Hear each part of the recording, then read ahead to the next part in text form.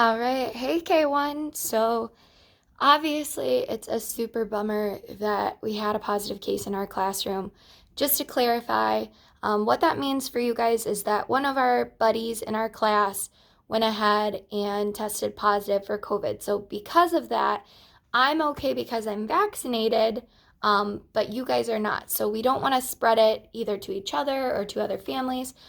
So, we're going to be home for 2 weeks, and this week, what I'm going to do is I'm going to be reading to you guys all about the planet that we live on. So, we already learned all about us in Me and My World. We learned that we live in Riverside. Riverside is in the state of Michigan. Michigan is in our country of the USA. It's on our continent of North America, which is on planet Earth.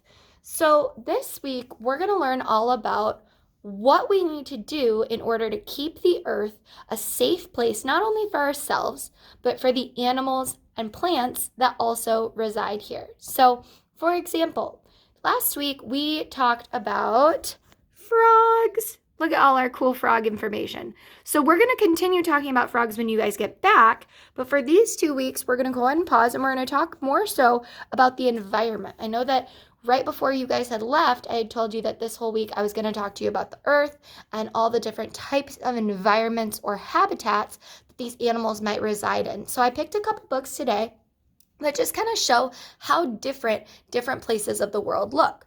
So, for example, the first story is called The Amazing Planet Earth. The Amazing Planet Earth, and it's got our Storybots friends, so that's super cute. It says, "We love our trips to outer space, but Earth is still the greatest place. Earth is our planet. The Earth is round just like a ball, but is it small? No, not at all. Earth moves around the great big sun. In one long year, the trip is done. That means that it takes the Earth one full year, so 365 days, to go all the way around the sun.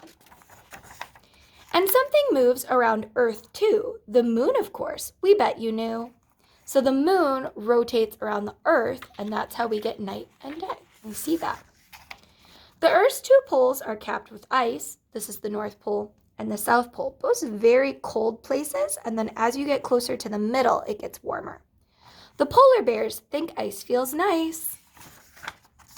Other places get much hotter. So how I was showing you, the middle of the Earth is a lot hotter. But Earth has land, but much more water. So a majority of our planet is actually covered in water. The seas are full of life, you know. More creatures live deep down below. Up on land and in the air, the Earth has creatures everywhere. Some of these animals are going to be animals that we could choose for our research projects. Definitely something to think about. Just look at all this open land with mountains, streams, and desert sands. So these are two very different habitats. Caves that we can all explore. Volcanoes, craters, swamps, and more. The plains are wide and the hills are tall. The planet Earth has got it all. Planet Earth rocks.